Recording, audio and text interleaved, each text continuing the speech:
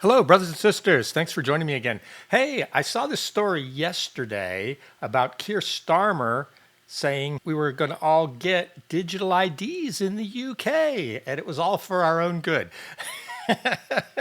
Because, of course, we need it to stop all this mass migration, and everyone's for that, right?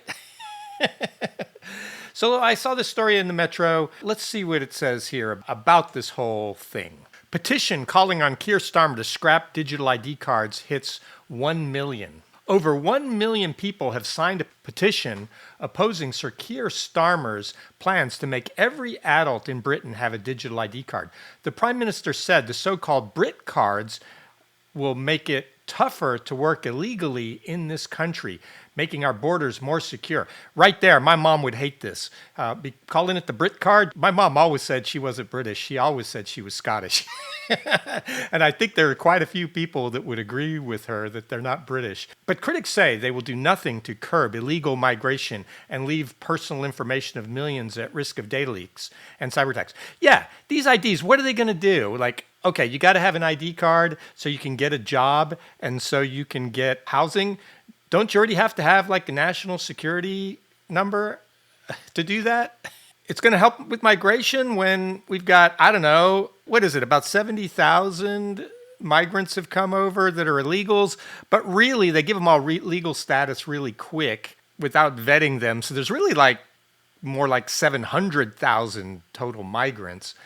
And it's going to help with that really when what is France taking back one or two? So this card's going to help with that? Really? No, it's not. But critics say it will do nothing to curb illegal migration and leaves personal information of millions at risk for data leaks and cyber attacks. Absolutely. It took only hours for an online petition on the Parliament's website to hit the million mark following Sir Keir Starmer's announcement. Yeah, wasn't there this thing called the T app that all the ladies were signing up and talking bad about men on? I think I remember that was a thing. And they were trying to comply with the Online Safety Act. And guess what? They got hacked and all that data got scooped up by hackers. So this is just another one of those things. So here's the petition. Do not introduce digital ID cards. We demand the UK government immediately commits to not introducing a digital ID card. There are reports that this is being looked at. I need to take a look at it myself and see if I'm allowed to sign it. I'm in the US right now, and I don't think I like this thing. And for me, I don't expect to ever work in the UK. I do have a national insurance number. But so it shouldn't apply to me, I guess, unless I want to get housing in the UK. But wouldn't a UK passport be good enough for that? I hope, because I have one of those too. More than 1 million people have signed the anti-digital ID petition, meaning the Parliament will debate it soon. The petition said the digital ID system is a step towards mass surveillance and digital control. Absolutely. That's what it's for. It's another way for the government to take away more of our rights. Confirming the measure this morning, Sir Keir said, I know working people are worried about the level of illegal migration in the country. A secure border and controlled migration are reasonable demands, and the government is listening and delivering. No, you're not. If you're only sending one or two back, you're not doing anything about illegal migration. It's obvious. Both the Tories and Labour were all for open borders. Just look at the last 10 years. There's no doubt. And what they're doing here is they know a lot of people don't like the open borders and think it's a problem. So they're saying, hey, look, we're working on that. See? But it has nothing really to do with that. It's just like the Online Safety Act. They said, oh, we're going to do this to protect kids. And then what did they do? They put together a team and used that act as a pretext to arrest people because they were talking bad about migrants online. That had nothing to do with the kids. So this is the same thing. What are they really going to do with this? And again, it's to take away your rights. Digital ID is an enormous opportunity for the UK. It will make it tougher to work illegally in this country, making our borders more secure. And it will also offer ordinary citizens countless benefits, like being able to prove your identity to access key services swiftly, rather than hunting around for an old utility bill. Speaking at the Global Progress Action Summit in London, the Prime Minister said people will require a digital ID in order to work in the UK by the end of the Parliament. He said the immigration system needed to be fair Otherwise, it would undermine people's faith that we're on their side and their belief that the state can and will work for them. Sir Keir said, "Let me spell it out. You will not be able to work in the United Kingdom if you do not have digital ID." It's as simple as that, because decent, pragmatic, fair-minded people, they want us to tackle the issues that they see around them. Yeah, we do want you to tackle them, but this is not it. I don't want this ID card. We already have plenty of tools to ensure you should be able to work. And really, the problem is employers. Employers will always find ways to hire illegal workers because they're cheaper. They're working them at basically slave labor rights, and the people can't really complain and get benefits, because if they do, then the employers can fire them. This will do nothing to address that. Labor has come under increasing pressure to tackle the illegal migration. A total of 1,157 people have arrived on small boats in the last week, according to the Home Office statistics. Right. And what have they sent back? One or two to France, maybe? And aren't we going to trade them for one or two more? So net, we're still going to get the same number of migrants. It's too many people. I think Nigel Farage has it right on this. We need mass deportations in the UK to get a hold of this problem. We need to do something like what Trump is doing if you really want to fix this problem, not give people a digital ID. Reformed UK leader Nigel Farage called the idea of digital ID cards a cynical ploy to fool voters into thinking something's being done about it. Yep. Tory leader Kemi Badenoch also dismissed the plan as a gimmick that will do nothing to stop the boats. So how would it look? It looks like something like this. It'll show your picture, your name, and do you have a right to work, and do you have a right to rent in the U.S.? It'll be something like that, and also your age and your driver's license. Okay. Initial mock-up showed the document would show whether the holder has a right to work or rent, either a citizen or a foreign national. It appears the digital ID will indeed be mandatory for any working adult in the United Kingdom. Their driving license would also be on the app, with hopes that the app could be used to order a passport, access NHS services, or display your national insurance number. It could help curb visa overstayers, with 63,000 non-EU nationals recorded as not leaving the country before their documents expired in the 4 years to March 20, or fewer than 4%. Britain is the only country in Europe without an ID card, with those in the EU able to travel around the bloc with one instead of a passport. So it's the EU, China, Costa Rica, Singapore, South Korea, UAE, Canada, Japan, and India have digital IDs. Really need to look into how are they working in those countries. So what are the problems in Canada with these things? What are the problems in the EU with these things? Because I think there's problems. Culture Secretary Lisa Nandy said all UK citizens will have a digital ID under new plans, but it will be entirely their choice whether they use it. Well, if you have one, then you're in the system. They have your private data, and it's not a choice. You didn't choose to get in there. You have to have it if you want to work, and that's most people. So you're forced into it, and then they can use it against you for whatever they want to use it for. The plan is to ensure that everybody has it, but you can choose whether to use it. She referred to debates over identity cards that go back to when Sir Tony Blair was Prime Minister, 1997 to 2007. We've debated it ever since. It's important, of course, that we protect people's civil liberties, and we have got no intention of pursuing a dystopian mess.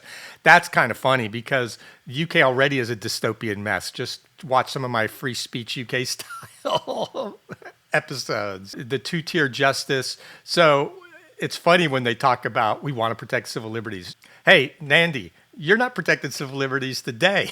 Why do we think that this is going to be any better? But I do think for most people this is a fairly common sense and practical measure. Yeah, they like to say that. Of course, this makes sense. Didn't they say this about COVID, right? Weren't the COVID lockdowns just going to be 3 months, right? That's right. When they first rolled the vaccines out, that was going to, cure COVID, right? It was going to stop it, right? I think I remember that. And like I said, although all UK citizens will have a digital ID, it will not be mandatory for people to use it. It will be entirely your choice. I wonder if I'll have to get one since I don't live in the UK. They're probably going to make me get one if I want to travel back to the UK, even though I have a passport. I'm sure that's going to be a thing. Sir Tony Blair attempted to introduce compulsory ID cards in 2006 after the September 11th and 7/7 bombings. only for it to be scrapped. Labor together estimated it would cost $400 million to build the EID system and $10 million to run the free-to-use phone app. Can we spend that 400 million pounds on fixing potholes in the roads and sending migrants back to wherever it was they came from? I'd rather they did that, personally. Privacy groups have long criticized the idea, with Big Brother Watch telling Metro today that mandatory digital ID cards are dystopian. Akio Hart, director of human rights charity Liberty, told Metro digital ID likely won't do what the government hopes. That's right. The evidence from countries with established digital ID systems shows it won't reduce irregular migration. Irregular migration? Let's just call it what it is. Illegal aliens entering the country. Hart said, I hate the politically corrected up speech. The old words are still good words in my book. But it will create a host of human rights issues. That's right. Oh, here's some guys on some small boats. That's a nice one. Somebody paid for that boat. They didn't just cobble that together from some old shipping pallets or something. Hart said that tying digital IDs to employment or housing will marginalize more vulnerable groups, such as the elderly or people in poverty. Offline physical IDs must not be lost to time. Yeah, we need to have offline IDs. We need to use cash. Everything should not be online. I know we're going that way, but there should always be the option to use physical forms of ID and cash. Any system should be designed with the purpose of helping people to access vital services like healthcare or proving our identity more easily, not creating barriers or shutting people out. Silke Carlo, the director of the privacy campaign group Big Brother Watch, told Metro that digital identification documents amount to mass surveillance. Yes, absolutely it does. It's going to make it easier to find you when you're yelling about love and bacon. The police are going to see that and go, yeah, we got him. Here's his picture. We throw AI at the problem. Yeah, here he is. Here's his digital ID. We know everything about him. It's just going to make it easier for them to find you when you've been naughty. Incredibly sensitive information about each and every one of us would be hoarded by the state and vulnerable to cyber attacks, she added. Guns Kalkin, head of campaigns at refugee rights group Safe Passage International, told Metro that an ID card on your phone won't address why people feel they need to cross the English Channel. Yeah, they don't. The people crossing the channel are still going to do it, and the UK does not have a good track record of sending them back. So this digital ID does nothing for the migrants. It's only another way to take away rights from citizens. The reality is people fleeing war persecution do not know about the policies and systems of countries they're fleeing to, like the UK. Absolutely right. They're simply trying to find somewhere they can be safe any way they can to rebuild their lives with family. And I am all for taking in real refugees, don't get me wrong, but it needs to be in a controlled process where Parliament decides how many the country can take at a time and absorb properly, and vet that they have proper refugee status and are not criminals or anything like that.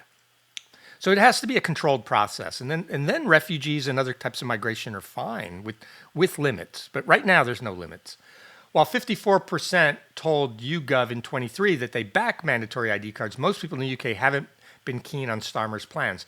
2 in 3 have concerns regarding to the security of their personal data as part of the national digital ID scheme. A poll by YouGov commissioned by Big Brother Watch found this month. Yes, like I said, with the T app, this is just another way for your private data to get leaked and for somebody to commit identity fraud on you. Many worried their data would be stolen in a cyber attack, though another poll of Labour members by Labour List found less than a third opposed. But Maxim Sutcliffe is not one of them. Sutcliffe has made a petition on the UK government parliament platform urging the government to stop the plans. The petition, signed by more than 131,000 people, says, "We think this would be a step towards mass surveillance, digital control, that no one should be forced to register with a state-controlled ID system." It adds, ID cards were scrapped in 2010 with our view for good reason. You heard my take on it. It really will do nothing to stop the small boats problems. The smugglers are still going to bring people in on these nice boats, and because people are going to keep wanting to come. The real problem is, how do we send them back quicker What are the processes for that? That's what really needs to be addressed. Governments like to say they're doing one thing and then do another. And they pull on your heartstrings and say, hey, we're doing this because it's something you want or it's for the refugees or whatever. But then it doesn't really address what the real problem is. And again, the real problem is too many people are actually making it to the UK and we're not sending them back fast enough. I do think that eventually everyone will get a digital ID in the world because everything is just going more and more all the time on to computers and online. But we should fight it as long as we can. We should keep voting in politicians that are fighting for our rights and not the politicians that are taking our rights away. That's what I think. Like and subscribe if you like this. If you don't like it, don't watch it. Thanks. Bye.